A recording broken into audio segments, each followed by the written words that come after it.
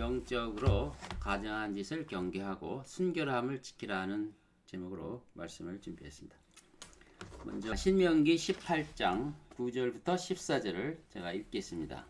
내가 주 너의 하나님께 네게 주시는 땅으로 들어가거든 너는 그들 민족들의 가증함을 따라 행하는 것을 배우지 말 것이요 자기 아들이나 자기 딸을 불가운데로 지나가게 하는 자나 점치는 자나 때를 살피는 자나 마법사나 무당이나 마술사나 부리는 영들에게 묻는 자나 마법사나 강신술사를 너희 가운데서 보이지 않게 할지니라. 이는 이러한 일들을 행하는 모든 자들이 주께 가증함이 됨이니 이러한 가증한 것들 때문에 주 너희 하나님께서 내 앞에서부터 그들을 쫓아내시느니라. 너는 주 너희 하나님 앞에 온전하라. 내가 차지할 이 민족들은 때를 살피는 자들이나 점치는 자들에게 경청하였지만 너로 말하면 너희 주 하나님께서 그렇게 행하는 것을 내게 허락지 아니하셨느니라. 아멘. 오늘은 신명기에 나오는 하나님께서 엄금하시는 부분을 가지고 말씀을 증거하려고 합니다. 21세기는 4차 산업 5G 시대인데 이런 일하고는 가당치 않다고 생각을 하는데 의외로요. 과학이 눈부시게 발전하면 발전할수록 사람들의 마음은 어디 둘 곳이 없어서 또 이러한 영적인 일에 관심을 더 갖게 됩니다. 제가 근무하는 그 학교 앞에서도 점집이 성행하는 것을 직접 목격을 했고요. 젊은이들이 줄을 서서 점을 보러 있는 을 목격한 바 있습니다. 오늘날 영적인 이런 일들에 오히려 사람들이 관심을 갖는다는 거죠. 근데 하나님께서 하나님을 믿는 자녀들은 결코 그런 일에 가담치 말라고 언급하셨는데 그 이유를 살펴보도록 하겠습니다. 자녀를 물 가운데로 지나가게 하는 짓이 성행했습니다. 과거에 고대 근동 몰렉 신에게 자녀들을 제물에 바치는 행위가 되는 것이죠. 신명기 12장 31절에 너는 주 너의 하나님께 그렇게 행하지 말지니라.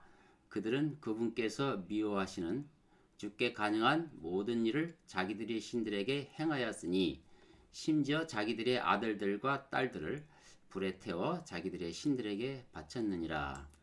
몰렉 신에게 자녀들을 제물로 바치는 일들이 그때 많이 있었습니다.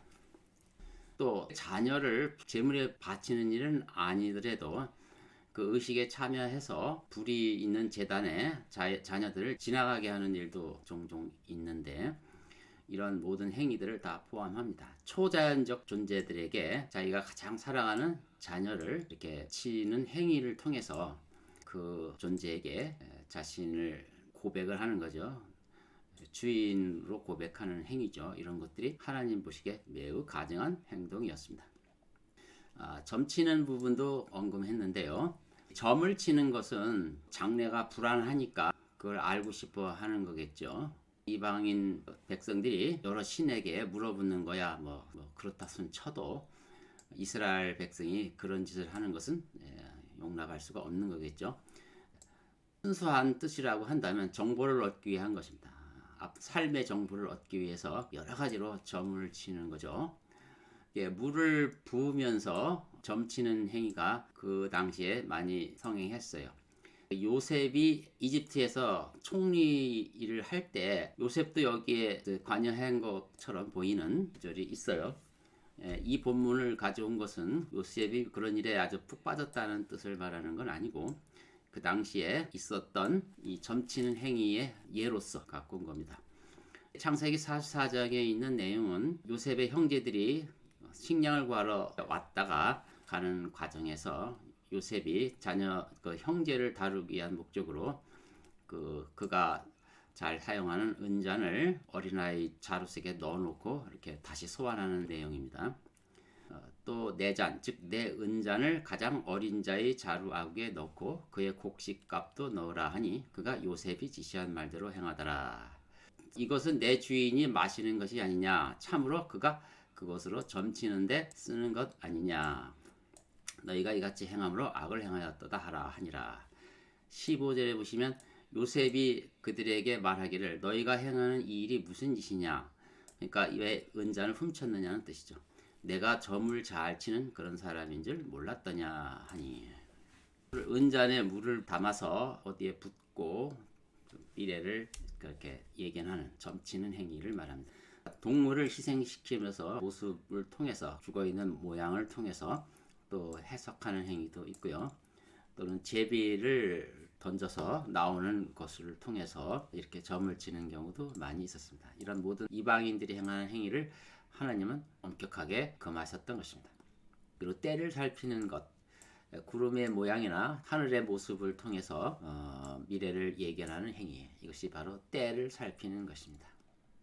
마법사, 여기서는 히브리어 원문에 보면 이 마법 안에 보면 뱀을 의미하는 어근이 들어 있습니다. 이 마법은 뱀을 이용해서 운명을 말하는 행위들인데 요즘도 남아 있죠. 이건 이제 인도나 동남아 지역에, 아프리카 지역에 이런 행위들이 좀 보입니다.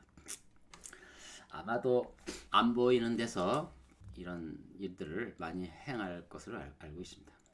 또 무당이 미래 운명을 말하는 경우도 많이 있습니다. 우리나라도 무당은 상당히 많이 있어요. 허브 나무 가지 또는 뭐 어떤 대나무 이런 가지를 이용해서 흔들면서 운명을 말하는데, 최근에 무당이었다가 그리스도인이 된 사람 간증을 들어보면 신내림을 통해서 자기들도 억지로 그 일을 했다는 고백도 듣고요. 자기가 무당으로 있으면서도 교회 다니는 사람들도 의외로 많이 오더라 이런 얘기를 했습니다. 아직도 교회 다니는 사람이 점을 치는 사람도 있어요. 자기는 가볍게 생각하고 하는지 모르지만 하나님 보시기에는 아주 가증한 짓이죠. 특히 현대인들이 무당 찾아가서 이런 미래를 물어보는 경우가 많습니다. 심지어는 정치인까지도 무당집을 찾아가서 대한민국의 장래를 묻는다고 하니 뭐 기가 막힐 일입니다. 그리고 마술사도 이제 가끔 뭐 어떤 버라이티 쇼에 나와서 이렇게 사람 관계를 끌어모으는 일을 많은데 한국에는 별로 없었어요. 하지만 요즘에는 마술사들이 그 공중파에 등장해서 많은 사람들을 이끌어들이죠. 뭐 매듭을 묶고 푸는 것이라든가 여러 가지 장면을 통해서 사람들의 이목을 끌어들이는 것입니다. 사람들은 놀랍죠. 어떻게 불가능한 일을 눈앞에서 행하니까 그것이 속임수이든지 아니면 어떤 영매의 도움을 얻든지 간에 이런 마술사들이 많이 있습니다. 목적은 사람들의 의지를 독립적인 자신이 스스로 결정할 수 있는 고귀한 존엄한 그 권리가 있는데, 자유의지가 있는데, 이 자유의지들을 아니면 초월적인 어떤 존재에게 떠맡기는 행위들이에요. 하나님이 원래 자유의지를 주셨는데요. 주신 자유의지를 하나님도 함부로 무시하지 않기 때문에 그 아담이 범죄했을 때도 거기서부터 또 하나님은 이제 그 구속 이끌어 주시는 어려운 일을 행하시거든요. 그만큼 자유의지는 인간이 가진 고유한 가치인데 이 가치를 잘 알지 못하고 이런 것을 함부로 다른 존재들에게 이렇게 내주는 것, 이것이 바로 하나님 앞에 가증한 행위들입니다. 그러니까 이런 마술에 매료되는 경우는 그 사람을 추앙하게 되고요. 그 사람의 말을 또 듣게 됩니다. 마술사들이 종종 마술을 하고 사람들에게 즐거움을 주는 정도로 끝나는 게 아니라 항상 뭐 선견자처럼 행동을 해요. 누구의 운명을 예언한다든가 뭐 이런 식으로 이건 다 바로 사람의 의지를 빼앗아 초월적 존재에게 맡기는 그런 일에 앞장서는 사람들입니다. 마술에 열광하는 사람들은 자신이 생각을 해야 됩니다. 그거 자체는 재미있어서 좋긴 하지만 영적인 면에서 하나님과의 관계를 생각한다면 자신의 위치가 어떤 위치에 있는지를 한번 돌이켜보고 생각해야 된다는 거죠. 그러니까 우리는 하나님의 형상으로 만든 고귀한 존재이기 때문에 그런 놀라운 일들로 종속되거나 매여서는 절대로 안 되는 것입니다.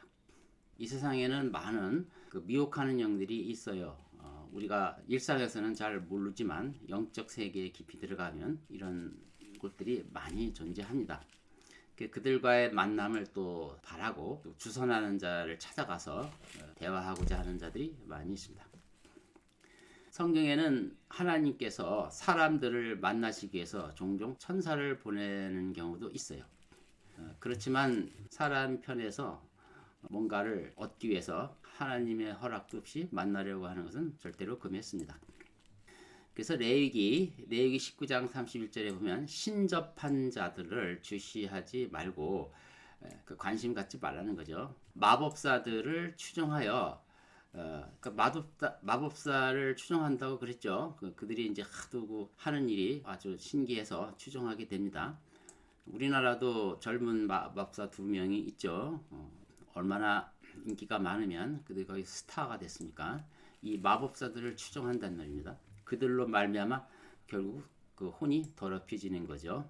더럽혀진다는 것은 자기 의지를 함부로 주고 존엄한 자신의 존재를 망각하는 것을 말합니다. 하나님의 형상으로서의 위치를 망각할 때 하나님은 그것을 더럽혀졌다고 말합니다.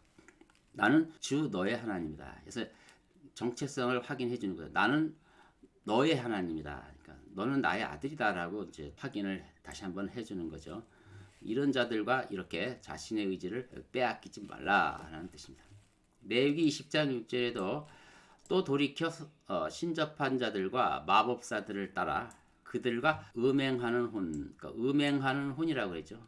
그 혼이라는 건 나의 정신 세계인데 나의 심리와 정신, 의지 다 포함한 그런 건데 그것을 이런 행위를 마치 음행하는 거라고 영적인 음행으로 보는 것입니다. 내가 그 혼을 외면하여 그의 백성 가운데서 끊으리라. 하나님을 의지하는 기독교인이 만약 이런 짓을 스스럼없이 한다면 하나님도 그의 기도를 응답해 주시지 않을 것입니다. 혼을 외면한다고 그랬습니다. 강신술사와 교제하는 것, 죽은 사람과 만나는 행위입니다. 이 세상에는 미혹의 영들이 있어요. 사람들과 만나려고 하는 행위가 있는데 그것이 고대인들은 죽은 사람의 영과 마귀의 영을 구분합니다. 마귀의 영 따로 있고 죽은 사람 영이 따로 있는데 이런 풍습들이 성행했었는지 타락한 배교한 사울도 이 죽은 사람과 만나려고 해요. 특히 사무엘이 죽었는데 영을 다시 불러오려고 강신술사를 찾아가는 장면이 있죠. 사무엘상 28장 사울이 다른 옷으로 변장하여 두 사람과 함께 가서 밤에 그 여자에게 이르니라. 사울이 말하기를 내가 청하노니 부리는 영으로 내게 예언하고 내가 내게 지명하는 사람을 내게 불러오라. 이런 일들은 하나님 앞에 가증한 일이라고 말씀합니다. 자, 이런 행위가 왜 하나님 앞에 가증한 일일까? 그 이유를 좀 더 살펴보도록 하겠습니다. 자기 혼을 악한 자들에게 내주는 것입니다. 파는 거예요. 정보를 얻기 위해서 내주는 것을 성경은 그것을 대가를 지불해서 그러니까 거래하는 거죠. 판다는 건 거래하는 건데 혼을 판다고 얘기를 합니다. 왜냐하면 혼은 하나님의 것이거든. 하나님이 주인이거든요. 그래서 주인의 허락 없이 마음대로 가장 귀한 혼을 팔아 넘기는 행위라 이렇게 합니다. 열왕기하 17장 또 그들의 아들들과 딸들로 불을 통과하게 하고 점괘와 마법을 사용하며 스스로를 팔아 스스로를 판다 그랬죠. 주의 목전에 악을 행하여 그를 경록케 하였더라. 하나님을 경록케 하는 행위입니다. 그런 행위들은 하나님께 가증한 것이죠. 레위기 10장 27절에 신접하거나 마법사인 남자나 여자는 반드시 죽이되 돌로 그들을 칠지니 그들의 피가 그들 위에 있으리라. 아예 그런 사람들은 완전히 돌로 쳐 죽이라고 아주 강력하게 금하고 계십니다. 가증한 짓이기 때문에 그렇습니다. 점성술에 대해서는 우리는 잘 모르는데요. 하늘에 있는 별자리를 보고 운명을 예견하는 것입니다. 이사야서 47장 9절부터 15절에 보면 이스라엘 민족들이 이런 점성술을 통해서 자신들의 국가의 운명을 많이 예측했던 것 같습니다. 이건 한번 우리가 같이 찾아보겠습니다.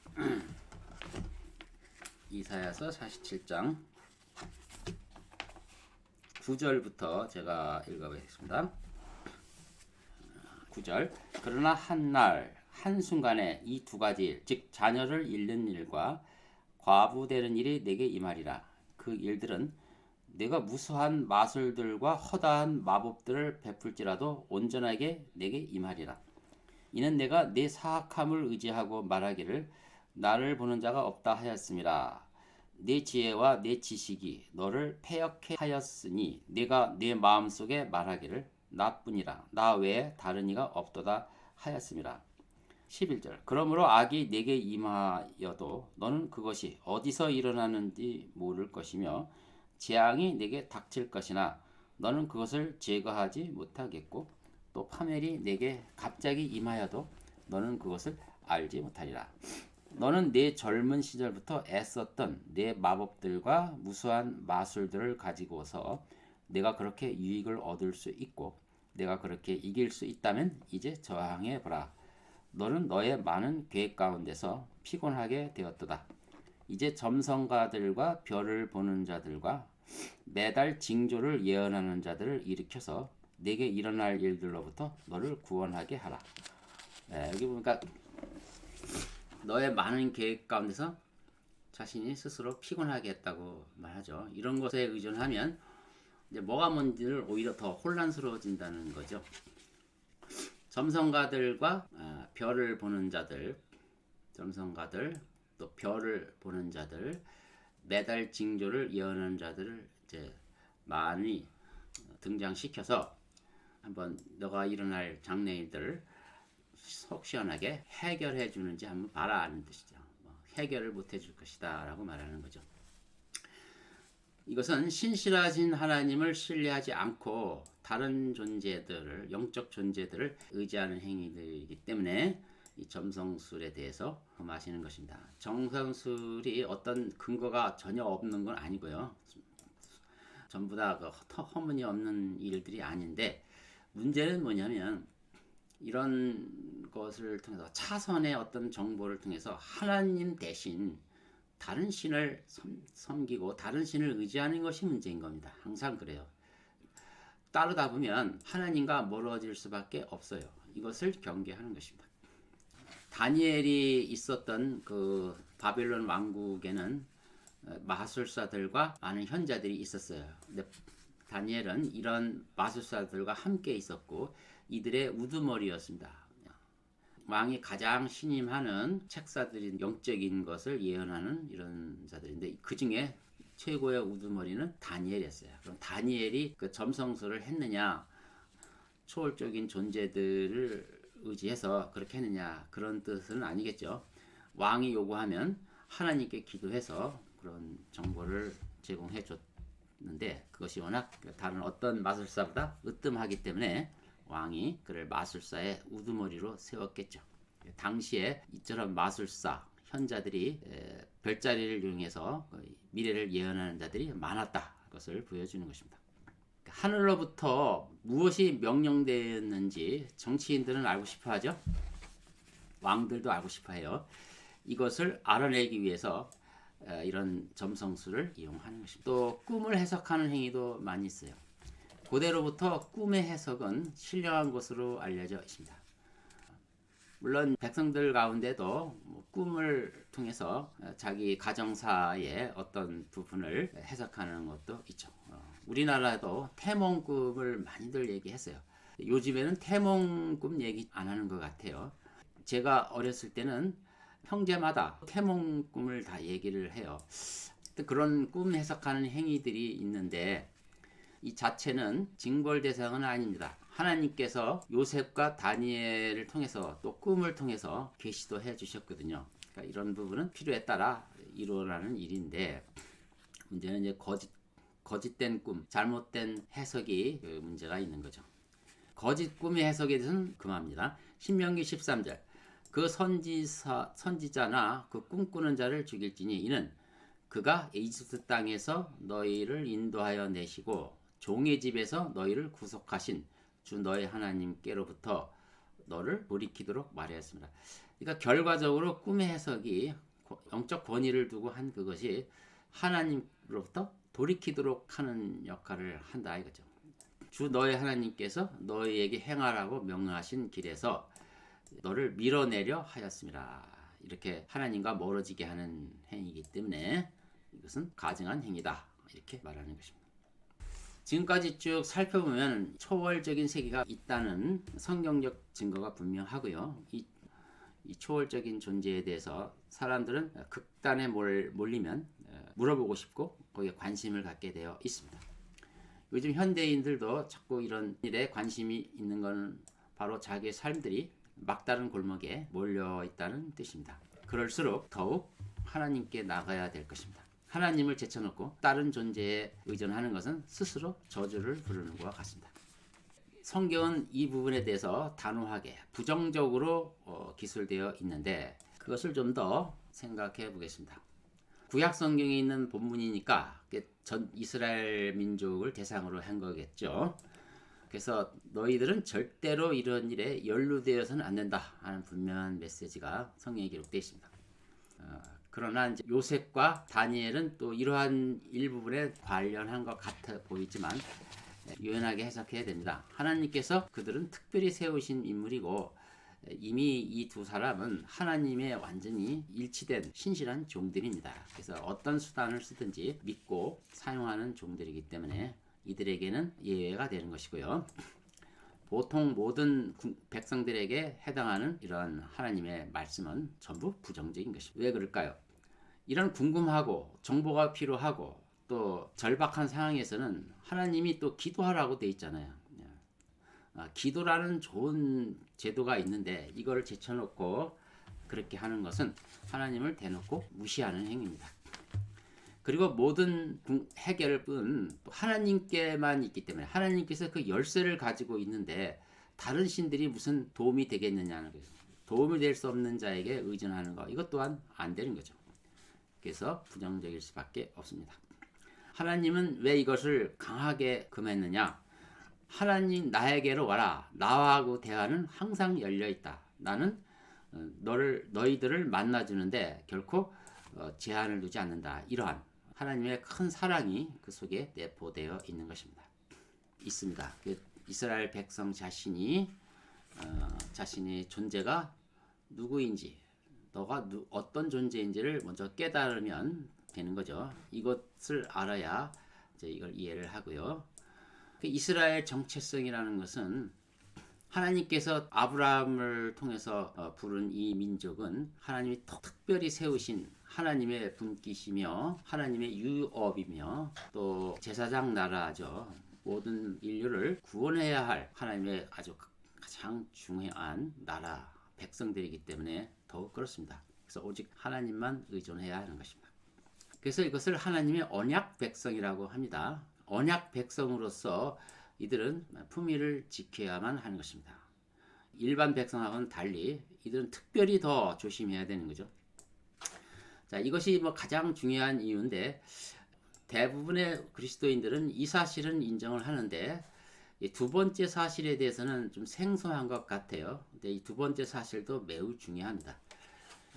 이것은 바벨탑 사건 이후에 그 신들의 반역을 한 사건이 있었는데 이것을 자꾸 지나친 것 같아요.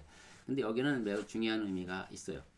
하나님께서 이 사건을 매우 중요하게 여기신 이유는 에 의해서 다시 시작된 인류가 하나님의 통제하에서 번영하고 발전하는 것이 아니고 그들이 또다시 아담이 범죄한 그 범죄 하나님을 떠나서 자기 스스로 의로워지려고 하고 그렇게 사는 이런 쪽으로 간단 말입니다. 그러니까 결국 인류 전체 운명에 걸린 문제며 하나님이 창조의 목적에 위배되는 커다란 영적 반란 사건이 있었거든요. 이 사건이 있었는데 그 신접하는 자와 만나는 것을 하나님이 가증스럽게 여기는 것은 하나님의 이 전체 인류를 인도하는 큰 역사와도 직접적인 연관이 있기 때문에 그렇습니다.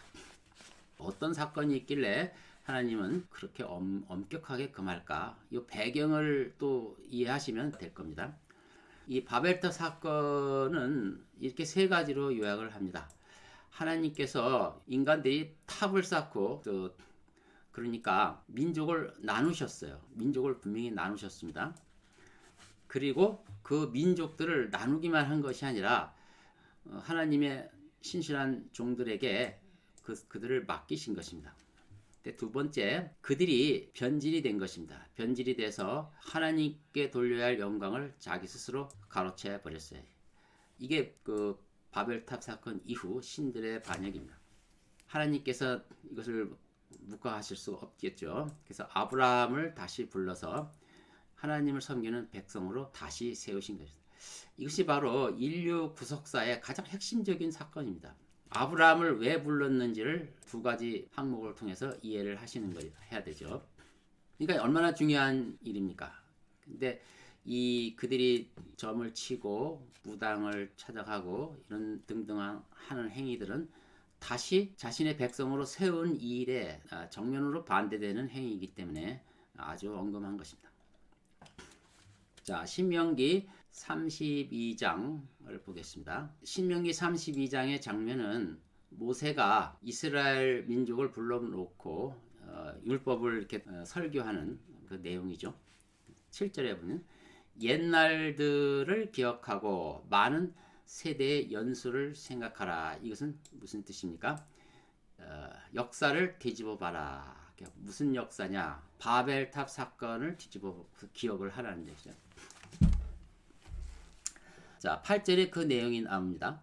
지극히 높으신 분께서 하나님께서 민족들을 그들의 유업으로 나누셨다. 이것을 기억해야 되는데 여러분 이거를 어디서 찾으셨습니까? 민족들을 그들의 유업을 나누셨다 하는 뜻은 하나님이 주도한 일인데 원래는 노아 이후에 자손들이 쭉 번성했는데 한 언어를 갖고 한 민족이었어요. 민족이 하나였다 이거죠. 한 민족이었는데 바벨탑 사건 이후에 이들이 나누어졌죠. 나누어져서 어쩔 수 없이 나눌 수밖에 없는 이유가 뭡니까? 같이 살아야 되는데 언어가 틀린데 어떻게 그렇게 안 되겠습니까? 하나님이 나누신 거예요. 이거는 민족을 나눈 것은 하나님이 나누신 것입니다. 그분께서 아담의 아들들을 분리시켰을 때 아담의 아들이라는 것은 인류죠.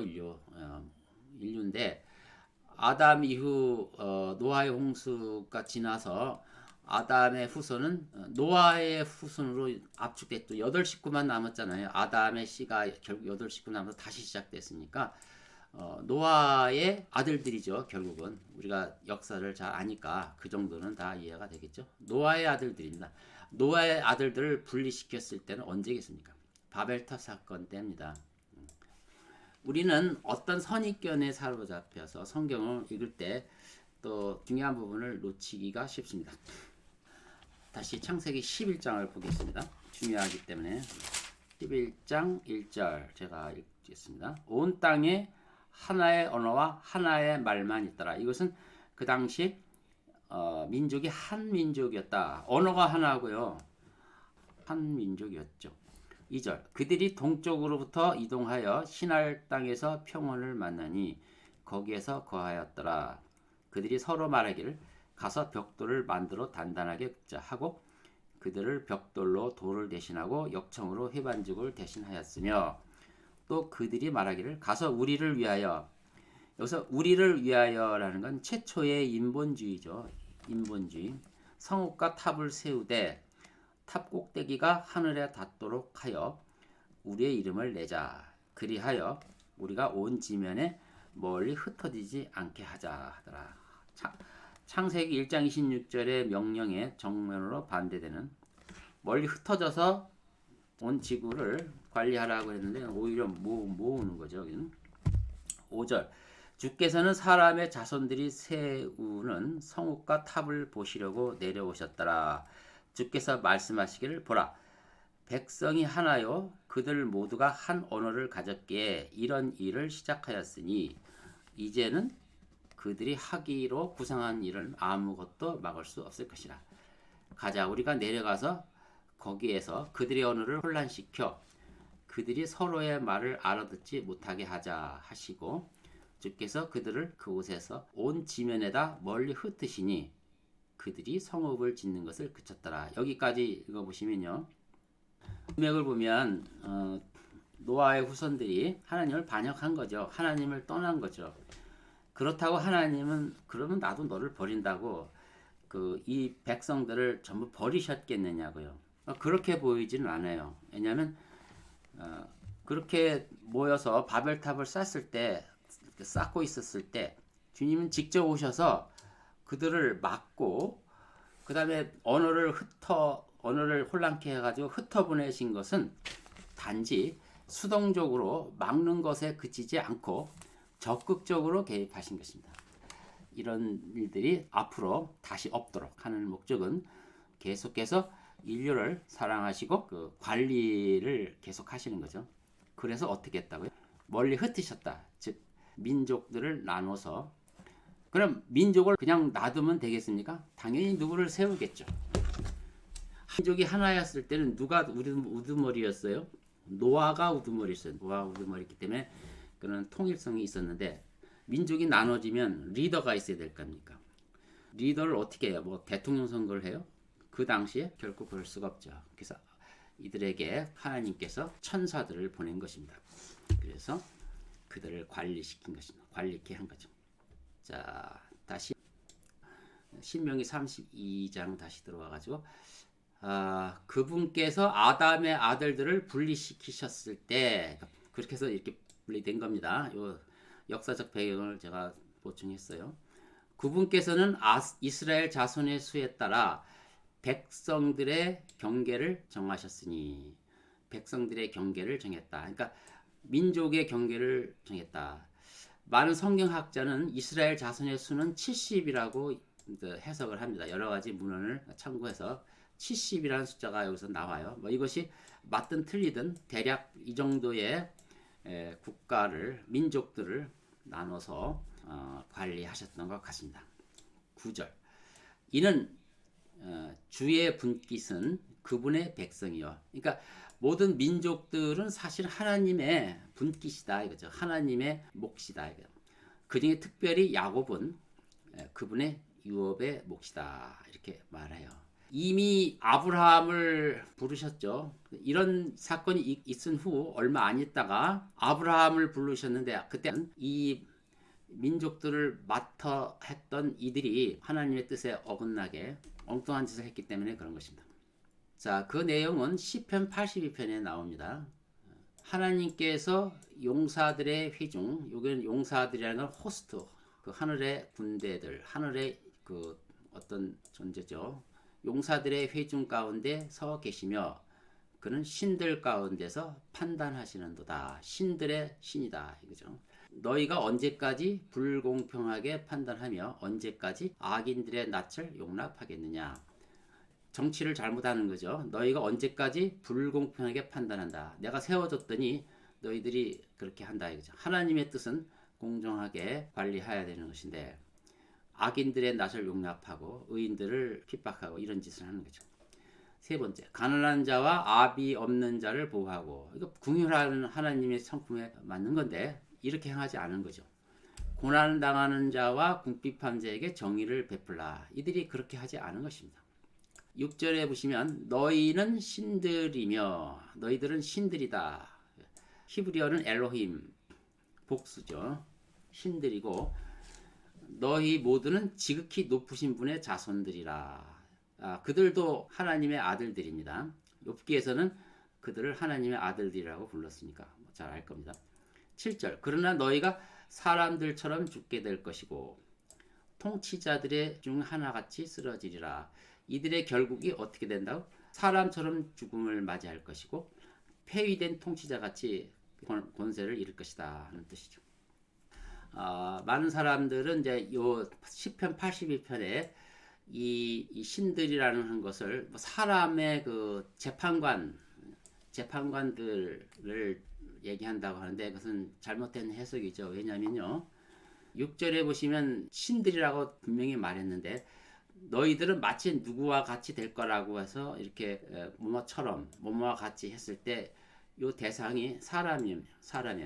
사람이 사람처럼 된다는 건 좀 어폐가 있는 거죠. 이들은 사람이 아니고요. 이들은 천상의 존재들입니다. 하나님의 회종, 천상회의에 참여할 수 있는 높은 위치에 있는 그들이 이렇게 타락을 한 것입니다. 그래서 그들의 결과 사람들처럼 죽음을 맞이하게 될 것이고, 또 통치자들은 여기서는 사람의 통치자죠. 왕들이죠. 이 지상의 왕들처럼 너희들도 그렇게 멸망하리라, 이렇게 얘기한 것입니다. 8절 오 하나님이여 일어나시어 땅을 판단하소서. 이는 모든 민족들이 주의 유업이 될 것입니다.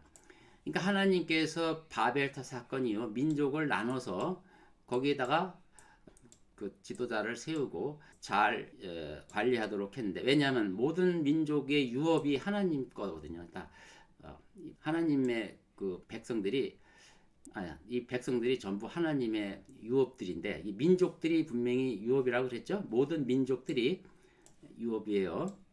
이스라엘 민족만 유업이고 나머지 민족들은 하나님이 이미 버린 지 오래고 그들은 어떻게 됐든지 상관없다, 이게 아닙니다. 그 민족들이 유업이기 때문에 이렇게 잘못 다스리는 이들을 하나님이 벌하시고 다시 차지하실 것이다 라는 게 시편 82편의 주요 내용입니다.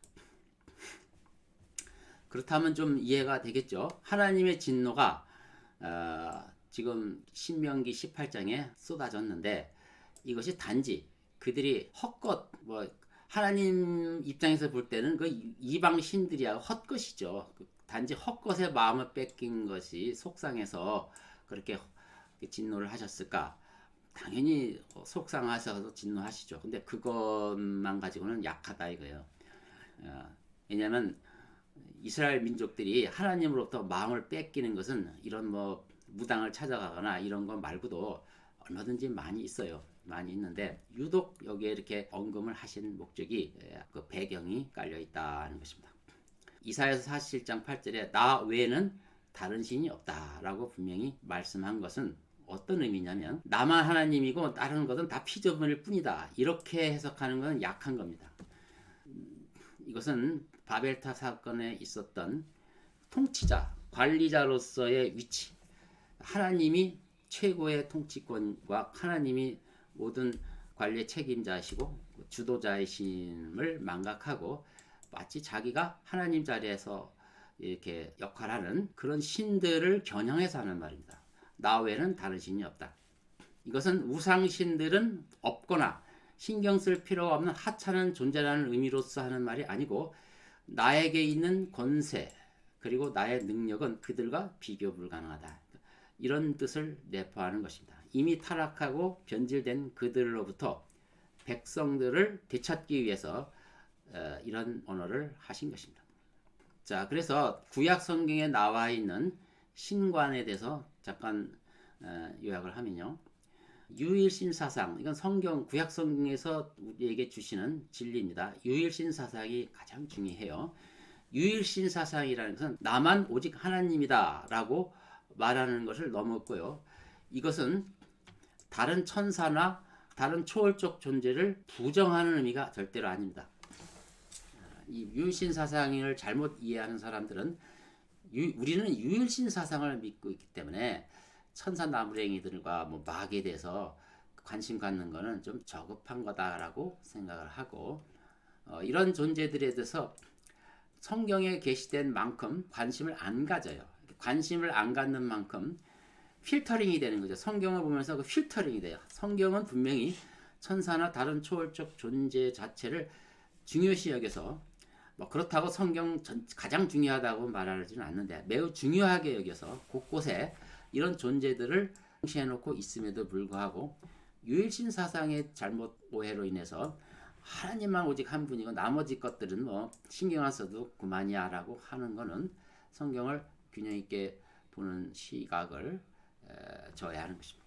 유일신 사상, 그에 반해서 이교도들, 즉 이방인들은 다신교 사상을 갖고 있었어요. 그들은 무신론자가 절대로 아닙니다. 그들 초월적 존재를 인정합니다. 그 중에 하나님은 탁월하신 분이라는 생각을 가졌어요. 이것이 바로 바벨론 종교의 신관입니다. 이거는 초월적 존재들이 다 나름대로 대등한데 그 중에 자기들이 최고의 신이 하나 있다라고 말하는 것이 다신교인데요. 유일신 사상하고 뭐가 달라요? 여기서는 오직 하나님이 한 분이라는 것하고는 차이가 있죠.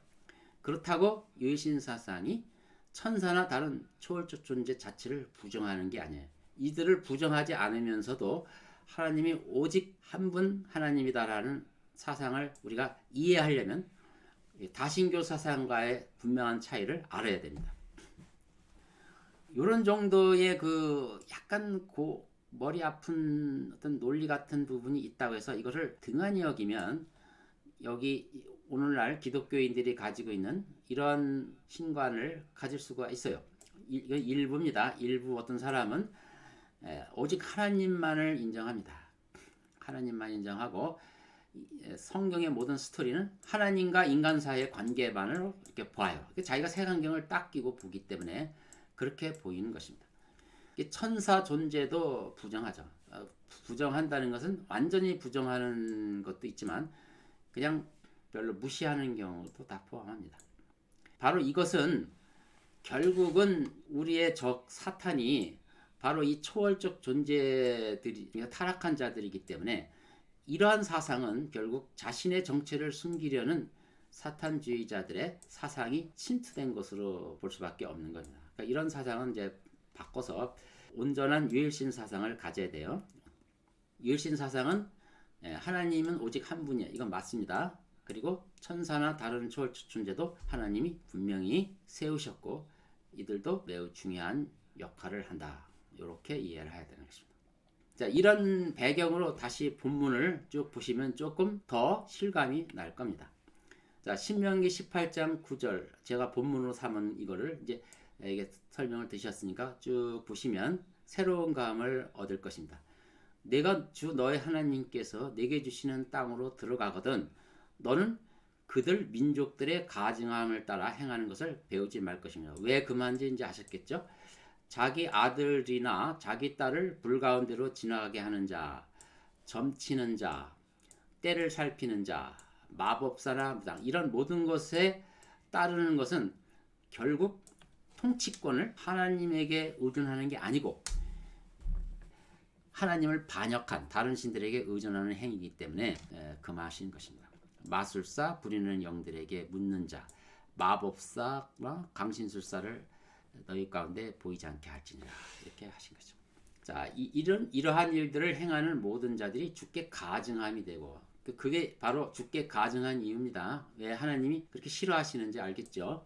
이러한 가증한 것 때문에 주 너희 하나님께서 내 앞에서부터 그들을 쫓아내시자. 이걸 쫓아내지 않으면 안 되죠. 다시 바벨탑의 그 불행이 재현되기 때문에요. 하나님께서 이제 오로지 한 이스라엘 민족을 세워서 다시 회복시키려고 하는데 이스라엘 민족마저 또 그렇게 물들어 버리면 안 되는 거지 않습니까? 이거는 용납할 수가 없는 거예요. 이거는 하나님의 절대로 용납이 안 돼서 쫓아내셔야 돼요. 너는 주 너의 하나님 앞에 온전하라. 이 온전하는 뜻이 뭐냐면 도덕적으로 깨끗함을 유지하라는 걸 넘어서서 너의 위치가 뭔지를 알으라는 거죠. 내가 너를 세운 목적을 알으라는 거죠. 내가 차지할 이 민족들은 때를 살피는 자들이나 점치는 자들에게 경청하였지만 너로 말하면 바로 너는 누구냐 하는 거. 너로 말하면 주 너의 하나님께서 그렇게 행하는 것을 내가 허락지 아니하셨느냐. 이제는 충분히 이해하셨을 것입니다. 자, 결론을 말씀드립니다. 자, 그러면 이건 구약 시대의 상황이고 신약은 어떨까요? 신약이 새 이스라엘 민족, 새로운 이스라엘 민족으로서 교회 성도들이죠. 교회 성도들은 예수 그리스도의 피의 제사로 태어난 하나님의 거룩한 백성입니다. 말해 뭐 하겠습니까?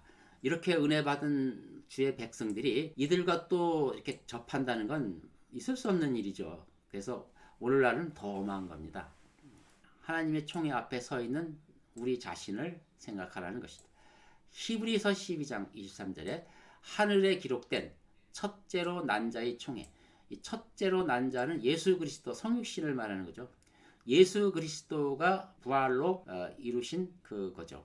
예수 그리스도가 총회, 천상의 회의를 이제 주재하십니다. 모든 권세의 머리 되시는 분으로서 회의를 주재하는데 뭐든지 하나님께서는 혼자 이렇게 하시 아니고요. 총회를 수집해서 그 회의를 통해서 명령을 하달하고 의견도 묻고 이렇게 하세요. 그리고 거기에 이 거룩한 이 회합에 교회가 들어가는 것입니다. 거듭난 성도들이 들어가는 것입니다. 모든 것의 심판자이신 하나님과 온전하게 된 의인들 영들.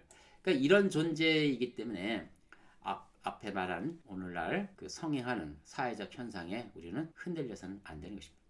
이들이 뭐 좀 정보를 얻고자 그런 사람들의 말에 기울거리는 것은 우리의 자존심이 허락하지 않는 거죠. 우리는 빛의 아들들이고 하나님 앞에 그런 행동은 결코 보여서는 안 되는 것입니다. 마지막으로 말씀드리겠습니다. 오늘날은 이교도들, 고대에 있었던 그런 영적 행위들이 다시 재현되고 급증되고 있습니다. 그리고 아는 사람들은 알겠지만 사탄주의자들이 권력들을 장악하고 있습니다. 그래서 이런 현상들이 거의 이제 노골적으로 표면화되고 있습니다. 이것은 시간이 지나면 증명이 될 겁니다. 이것은 여러분이 그 시대를 읽는 그 영적 분별력을 가지고 한번 살펴보십시오. 이것이 저절로 노골화되는 것입니다. 성경적 순결을 그래서 우리는 반드시 지킬 필요가 있습니다. 사탄주의자들이 오늘날 행하는 그 전략을 말씀을 드리면 그들의 전략은 첫째, 혼란을 일으킨 거예요. 혼란을 일으켜요. 그래서 문제를 일으킵니다. 어떤 문제든지 문제를 일으켜요. 문제를 일으키는 원인이 거기에 있는 거예요. 문제를 일으키고요. 그리고 해결자로 나서요. 그 다음에 자기들의 명령에 복종하라고 요구합니다.